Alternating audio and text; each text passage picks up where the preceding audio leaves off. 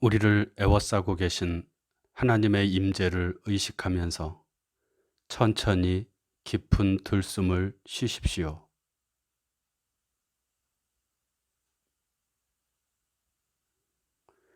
이제 우리 안에 내주하시는 하나님께서 나를 통해 숨을 쉬시도록 천천히 날숨을 내쉬십시오.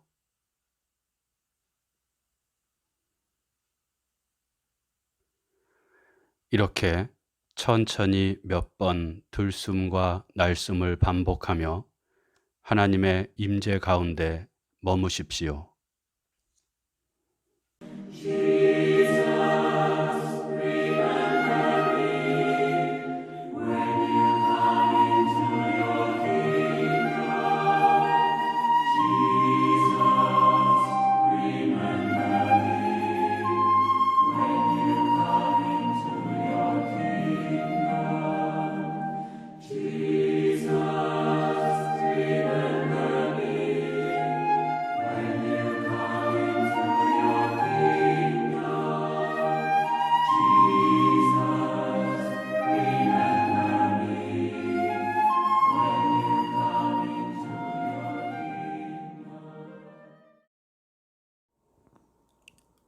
오늘 우리에게 주시는 하나님 말씀은 마태복음 15장 21절에서 28절 말씀입니다.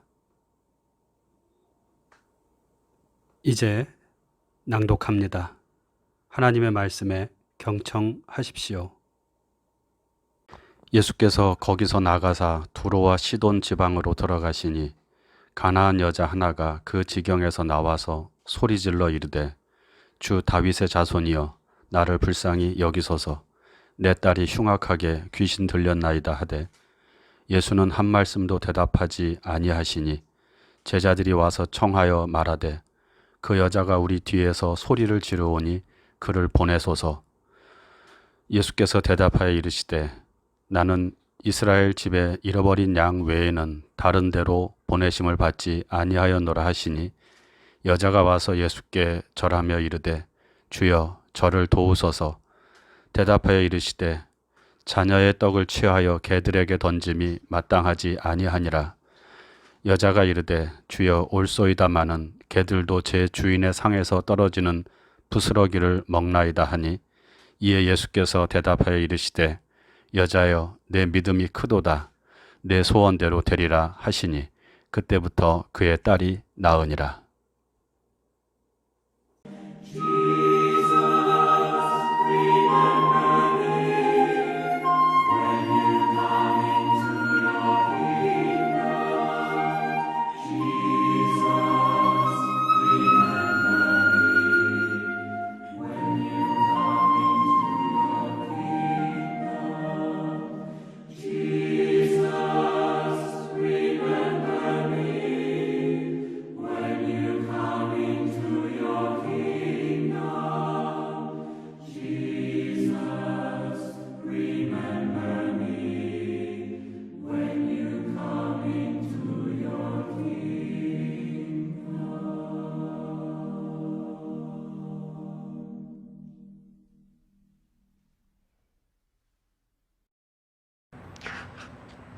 하나님께서 자기 형상, 곧 하나님의 형상대로 사람을 창조하시되 남자와 여자를 창조하시고 우리가 잘 알고 있는 인간 창조에 대한 창세기의 말씀입니다.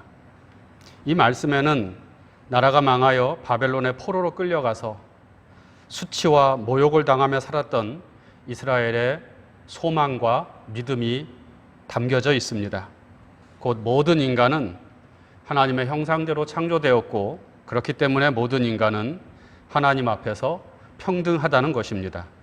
종이나 자유인이나 남자나 여자나 부자나 가난한 자나 모두 다 하나님 앞에서는 평등하다는 것이죠. 그러니 어떤 이유로든 사람들을 그가 가진 소유나 혹은 겉모양, 인종 또는 사회적인 지위로 인해 차별 대우하는 것은 하나님의 선하신 뜻을 거스르는 행위라고 하는 것입니다. 하지만 예나 지금이나 이러한 하나님의 아름답고 정의로운 창조 질서는 무시되고 파괴되어 왔습니다. 스스로를 하나님의 백성이라 여기며 자부심을 가지고 살았던 유대인들도 비유대인들을 이방인이라 하여 개보다 못한 존재 혹은 지옥의 불쏘시개라고 여겼습니다. 또한 하나님은 남자들의 하나님이시고 여자들은 인간이 아닌 물건이나 소유물의 하나로 여겼고 이것을 율법을 통하여 정당화시켰습니다. 오늘 성경 말씀에도 이러한 차별의 현실이 고스란히 드러나 있습니다. 예수께서 이방인의 도시 두로와 시돈 지경에 가까이 가셨을 때 그 지역에 살던 한 여인이 예수를 향하여 크게 소리쳤습니다. 주 다윗의 자손이여 나를 불쌍히 여기소서. 내 딸이 흉악하게 귀신 들렸나이다. 예수를 향하여 도움을 요청하는 것은 흔한 광경일 수 있겠으나 여기에는 전혀 자연스럽지 못한 광경이 나타나 있습니다. 예수는 유대인이고 남자입니다. 하지만 그 여인, 가나안 여인은 말 그대로 이방인이고 여자입니다. 유대인의 입장에서 보았을 때 이러한 상황은 있을 수 없는 일이며 사회적으로 금기시 되어진 일이었습니다. 어떻게 이방인 여자가 유대인 남자에게 정반대의 위치에 있는 사람에게 도움을 청할 수 있단 말인가 하는 것이죠. 더군다나 그 여인은 예수를 향하여 다윗의 자손이여 라고 하며 도움을 요청했는데 다윗의 자손이란 유대인들의 메시아, 유대인들의 구원자를 가리키는 말입니다. 이방 여자가 유대인의 메시아, 유대인의 구원자에게 자신의 요구를 들어달라고 요청하는 것도 있을 수 없는 일입니다. 마태는 이렇게 이방인 여자가 유대인 메시아에게 도움을 요청하는 부자연스러운 광경의 배경에는 그녀가 아주 절박한 상황에 처해 있었기 때문이라고 말합니다. 그것은 그녀의 딸이 흉악하게 귀신 들린 것입니다. 여인은 자신의 목숨과도 같은 딸이 흉악한 귀신에 들려 짐승과 같은 상태에 이른 것을 해결하기 위해 사회적인 혹은 역사적인 금기를 넘어선 것입니다. 곧 유대인들의 메시아라 불리는 남자 예수에게 도움을 요청한 것입니다. 남자들이 그리고 유대인들이 자신과 같은 이방 여자를 어떻게 생각하는지를 잘 알고 있었고 수치를 당하고 끝나버릴 것이라는 사실도 어쩌면 예감하고 있었을 수 있습니다. 하지만 그녀는 성공 확률이 거의 없는 그 일에 자신을 던집니다. 다윗의 자손이여 나를 불쌍히 여기소서. 이 요청은 유대인의 이방인에 대한 차별의 벽, 그 현실에 대한 도전이요 저항인 것입니다.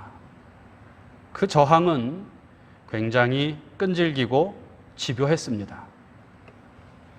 여인은 마음을 단단히 먹고 유대인의 메시아에게 귀신 들린 딸을 고쳐달라고 요청했지만 예수로부터 들려온 대답은 아주 냉랭했습니다. 23절 말씀이죠. 예수께서는 한 말씀도 대답하지 아니하시니 예수께서는 이 이방 여인의 간절한 요청에 대해 무시하신 것입니다. 그리고 이방 여자가 귀찮게 하니 소원을 들어 보내주라는 제자들의 요구에도 예수께서는 나는 이스라엘 집에 잃어버린 양 외에는 다른 데로 보내심을 받지 아니하였노라 하고 대답하십니다. 이방인의 요구는 들어줄 수 없다는 명백한 거절 의사의 표현입니다.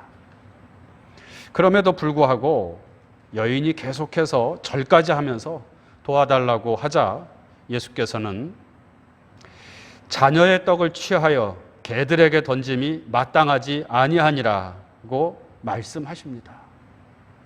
자녀를 위해 힘든 결단을 한 어머니의 행동을 개가 짖는 소리로 비하한 것이죠. 이쯤 되면 소위 유대인의 메시아에게 욕을 하며 돌아갈 법도 한데 여인은 물러서지 않았습니다. 여자가 이르되 주여 올소이다마는 개들도 제 주인의 상에서 떨어지는 부스러기를 먹나이다. 개가 되어도 좋사오니 내 딸을 좀 고쳐주십시오 라는 것이죠. 결국 예수께서는 마치 항복하듯이 말씀합니다. 여자여, 내 믿음이 크도다. 내 소원대로 되리라. 우리는 이 이야기 속에서 낯선 예수의 모습을 발견합니다. 모든 사람을 사랑하시고 죄인들을 차별하지 않으시는 예수, 그 자비하신 예수께서 병든 딸을 위해 절박하게 호소하는 한 여인의 간청을 단지 그가 이방인이라는 이유로 무시하며 거절하고 모욕적인 언사를 퍼부은 것이 바로 그것입니다. 어떤 사람들은 이러한 모습을 통해서 예수께서 그 가나안 여인을 진정한 믿음으로 이끌기 위해 시험하신 것이라고 말하기도 하지만 이건 어딘가 좀 석연치 않아 보입니다. 그래서 저는 이 계속된 거절을 예수의 거절이 아니라 그 여인이 처한 현실의 엄혹함을 말해주는 것이라고 봅니다. 이방인에 대한 유대인의 차별의 현실이 그만큼 심하고 견고했다는 것이죠. 무시당하고 거절당하고 그리고 급기야는 모욕을 당하는 상황, 이것이 차별이라는 현실의 벽이고 동시에 그 현실에 저항하는 자들에게 닥치는 일이라는 것입니다. 가나안 여인은 이렇게 본다면 차별당한 자입니다. 이것은 오늘 우리 사회에서 외국인 노동자가 될 수도 있고 직장에서 차별당하는 비정규직 노동자가 될 수도 있습니다. 또 성소수자가 될 수도 있습니다. 이들의 요구는 무시되고 거절당합니다. 또 이들은 혐오의 대상이 되기도 합니다. 무시와 거절, 혐오는 차별의 결과이고 현실입니다. 누구라도 이러한 상황에 처하게 되면 현실에 절망하고 무너집니다. 포기하고 물러섭니다. 하지만 오늘 가나안 여인은 이 견고한 차별의 현실에 계속해서 도전하였고 결국은 그 벽을 넘어선 사람이 되었습니다. 유대인의 메시아에게 구원을 받은 것입니다. 딸이 나았습니다. 오늘 성경은 이것을 믿음이라고 말씀합니다. 28절입니다. 이에 예수께서 대답하여 이르시되 여자여 내 믿음이 크도다.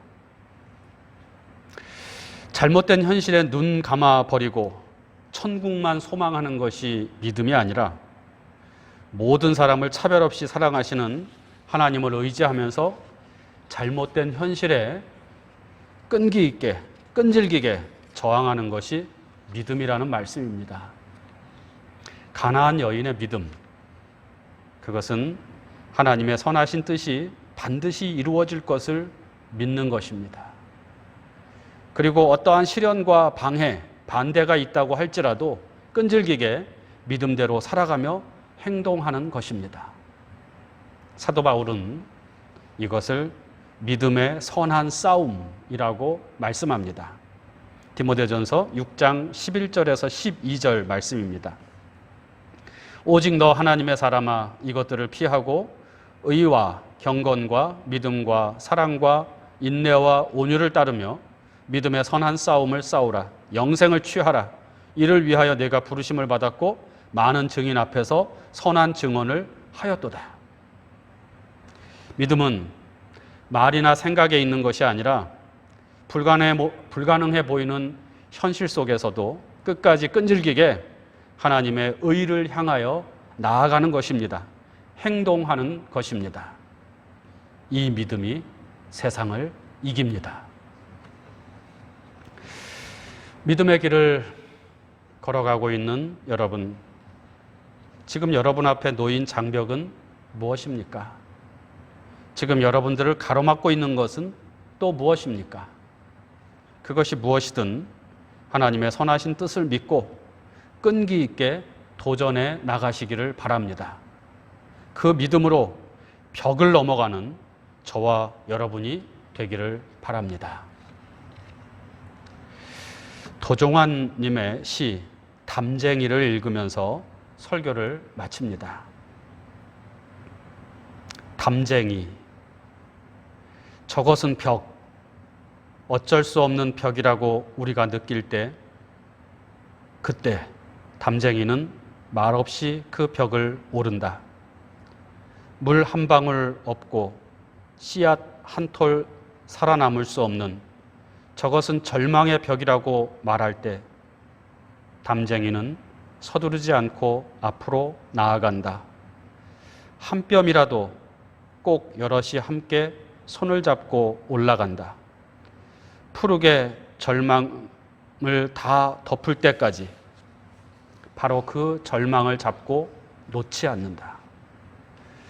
저것은 넘을 수 없는 벽이라고 고개를 떨구고 있을 때 담쟁이 잎 하나는 담쟁이 잎 수천 개를 이끌고 결국 그 벽을 넘는다. 묵상합니다. 사도 요한은 말씀합니다. 무릇 하나님께로부터 난 자마다 세상을 이기느니라. 세상을 이기는 승리는 이것이니 우리의 믿음이니라. 세상을 이기는 믿음, 끈기 있는 믿음을 묵상합시다.